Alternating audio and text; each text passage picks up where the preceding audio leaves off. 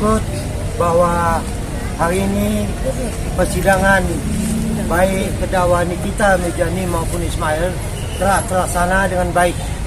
Walaupun tadi ada sedikit permasalahan, tapi kita yakin semua dapat diselesaikan dengan baik. Dan menyangkut hari ini, ada 3 saksi yang diajukan oleh jaksa penuntut umum. Pertama adalah Dr. Oki, kedua adalah Sheila Sofia, ketiga dari pihak laboratorium. Dan dari ketiga saksi ini, kita mendapat penjelasan yang lebih baik dan lebih jelas arahnya kemana. Bahwa pembahasan tahap demi tahap telah kelihatan hasilnya. Silahkan untuk selanjutnya. Ya, jadi tadi sudah diperiksa ya. Dr. Oki diperiksa. Awalnya sih ceritanya agak mengikuti settingan mereka. Dikatakan bahwa ini adalah endorsement ya. Tapi pada saat hakim bertanya kepada Dr. Oki, apakah Dr. Oki punya produk yang di-endorse atau kita menjadi brand ambassador-nya, dijawab ada. Tapi itu pakai perjanjian ya. Ada perjanjiannya. Untuk Dr. Reja nggak ada perjanjiannya. Jadi jelas bahwa perkataan brand ambassador maupun endorsement itu adalah tidak betul ya. Itu tidak betul karena tidak ada perjanjian. Ibarat kita minjam uang ke bank aja 10 juta, itu ada perjanjiannya, materannya bisa sampai 10.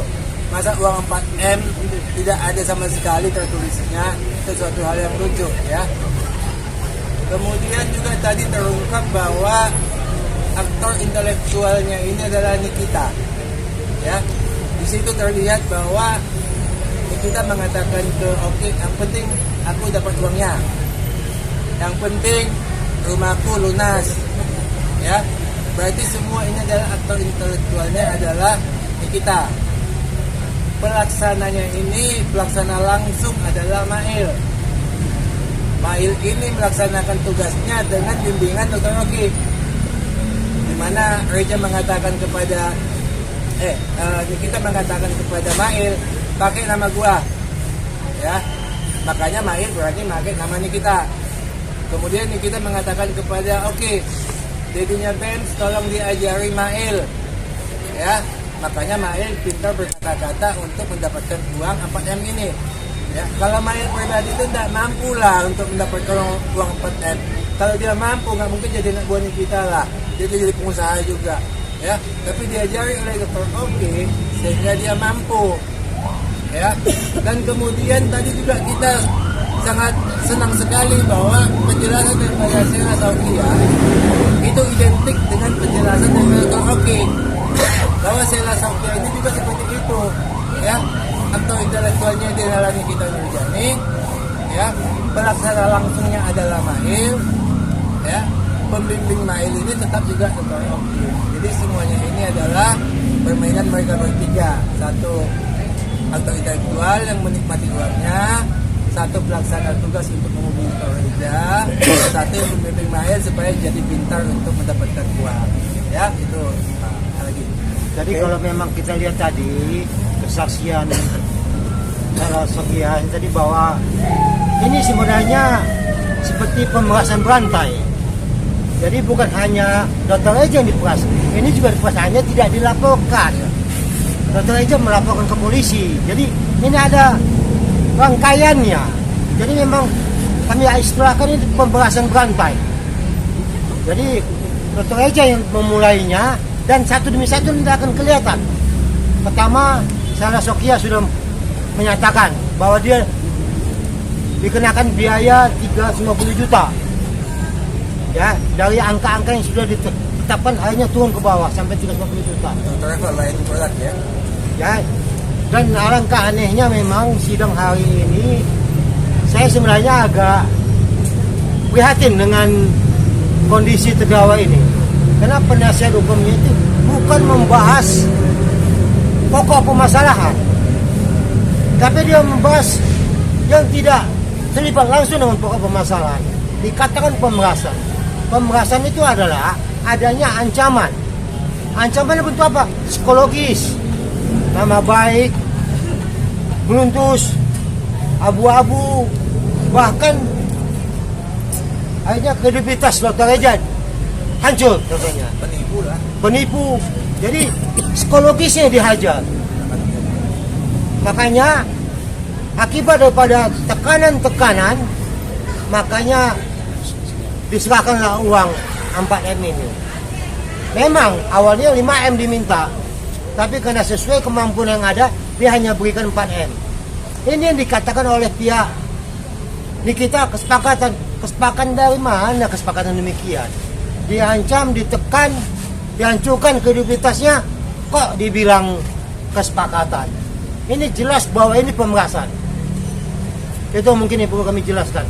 Dan bahkan tadi kita lihat bagaimana arogansinya kedakwaan kita ini. Dia bentak-bentak hakim. Bahkan tadi setelah sidang ditutup, dia tidak mau kembali ke Pondok Bambu. Dia ngotot mau di pengadilan. Ini apa sebenarnya yang dilakukan ini sih? Ini persidangan. Ya kita bersyukur jaksa penuntut umum tadi cukup bijak. Tidak memaksa langsung, tapi dibujuk, bahkan hampir setengah jam. Dibujuk, akhirnya mau juga kembali ke Pondok Bambu. Itu yang bisa kami sampaikan. Dan itu bukan suatu kehebatan itu. PH-nya harusnya mengajari bahwa terdakwa itu jangan melawan sama hakim, ya, jangan bentak hakim, jangan seperti tadi bertindak. Itu jadi nilai jelek di hakim, ya. Kasihan nanti kitanya hukumannya tadinya lebih ringan bisa jadi berat, ya. Maksudnya PH-nya ini ngajarin lah, harus bantu terdakwanya. Kasihan kita dibuat seperti itu, ya.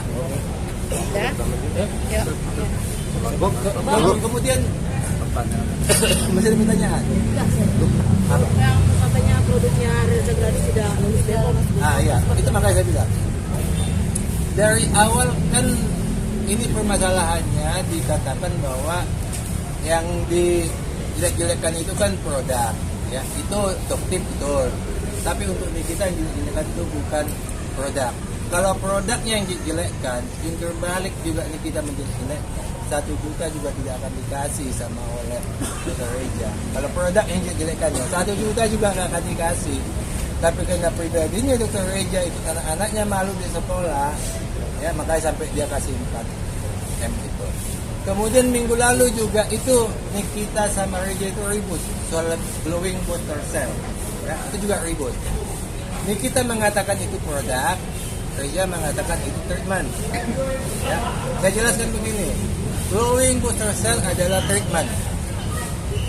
Gampangnya saya jelaskan, kalau ini kita pergi cek biasanya, kalau kita pergi ke salon itu cream bath, ya, cream bath itu namanya treatment. Samponya mau pakai sampo apa, silakan pilih, ya, silakan pilih samponya. Yang dilakukan oleh salon hanya treatment, melakukan cream bath. Glowing booster cell juga hanya treatment. Produk yang dipakai adalah, ya, apa tadi, Rebes Skin, ya. Produk yang dipakai adalah Rebes Skin. Rebes Skin ini izin edarnya berlaku, BPOM sama izin edarnya berlaku sampai Februari 2025, ya. Dicabut Rebes Skin ini November 2024, ya. Dr. Reja melakukan glowing booster cell menggunakan Rebes Skin ini terakhir Mei 2024. Jadi sebelum dicabut, Dr. Reja sudah menghentikan glowing booster cell untuk menggunakan Rebes Skin, ya, karena kurang banyak peminatnya, bukan karena BPOM, kurang peminatnya, ya. Jadi treatment ini tidak pernah ada BPOM-nya. Sama dengan tadi yang melakukan cream bath juga tidak ada BPOM-nya. Yang ada BPOM-nya adalah produk. Rebes Skin-nya ada BPOM-nya, ada izin edarnya, berlaku sampai Februari 2025. Ya, jadi kalau dibilang glowing booster cell tidak ada BPOM-nya, pasti tidak ada. Itu bukan produk, itu adalah treatment. Makanya kemarin Dr. Reja mengatakan treatment, kitanya nggak bingung. Apa treatment? Jangan berarti treatment. Treatment seperti itu, ya. Kalau cream bath itu treatment. Samponya terserah pakai apa. Ya, Bang, berarti dengan apa yang diposting di web Instagram resmi dan itu adalah kesalahan dari Bepom ya Bang, yang tidak mengerti perbedaan produk sama treatment. ya. Jadi tidak dipahami bahwa glowing booster cell ini adalah treatment. Bahasa sederhananya maka saya bilang cream bath. Kalau cream bath kan semua paham kan. Kalau saya bilang glowing booster cell itu treatment, jadi bikin glowing, muka itu dibikin glowing gitu loh. Bahan untuk membuat glowingnya apa? Rebes Skin. Ya, bahannya produknya Rebes Skin. Itu produk daripada perusahaan lain, bukan Reja punya, bukan Gratisya punya. Ya, itu bahannya. Sama dengan tadi kalau cream bath, sampo-nya terserah lu pilih apa. Ya, jadi dia juga begitu. Dia hanya melakukan treatmentnya, menkinclongkan muka ini supaya glowing. Bahannya yang biasa dipakai Rebes Skin. Ya, itu produk lain, itu ada izin edarnya kalau Rebes Skin-nya. Jadi mereka yang salah paham, ya kita juga kemarin salah minggu lalu salah paham juga.